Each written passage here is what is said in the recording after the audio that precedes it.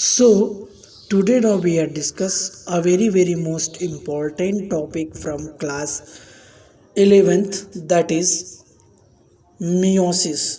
आइए आज हम मियोसिस के बारे में जानते हैं, जो कि 11th के सेल डिवीज़न के चैप्टर में सेल डिवीज़न का टॉपिक है, जो कि बहुत ही महत्वपूर्ण है। आइए, यदि आप क्लास 11th में हैं और बायोलॉजी के स्टूडेंट हैं तो आपके लिए यह वीडियो बहुत ही महत्वपूर्ण है। आइए हम लाइन बाय लाइन और मेन पॉइंट को लेकर डिस्कस करते हैं। First of all now we are discuss about meiosis.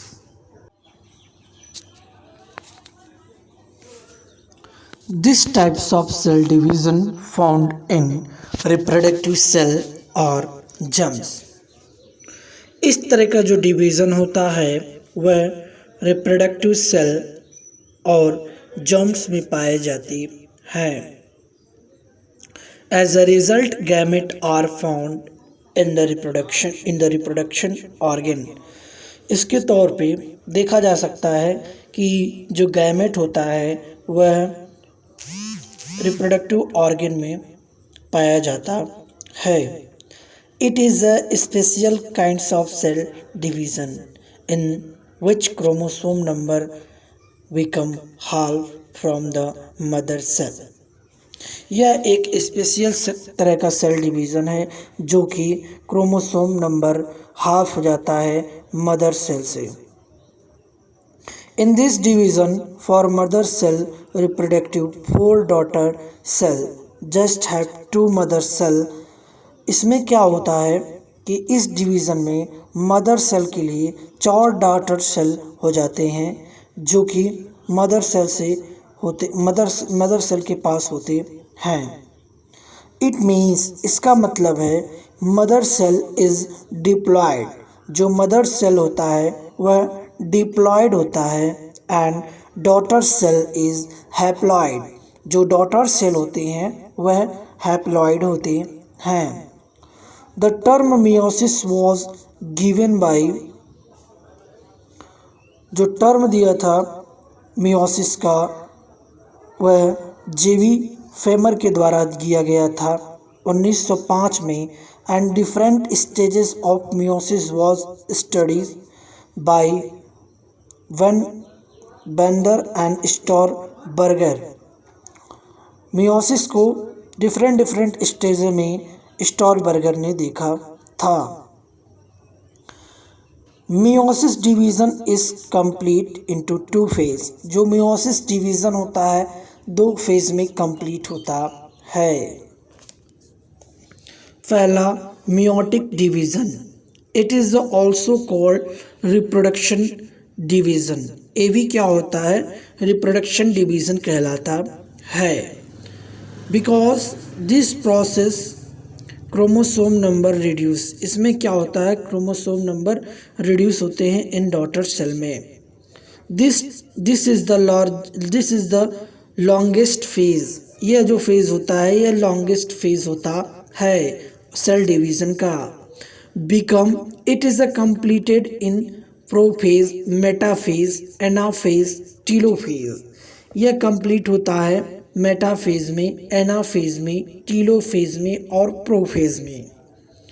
The prophase of meiosis is very long. जो प्रोफेज है मियोसिस का वो बहुत ही लॉन्ग है। Because it further divided into 5 सब स्टेजेस। क्योंकि यह 5 सब स्टेजेस में डिवाइड किया गया है, which are named as leptotene, zygotene, pachytene, diplotene and diakinesis.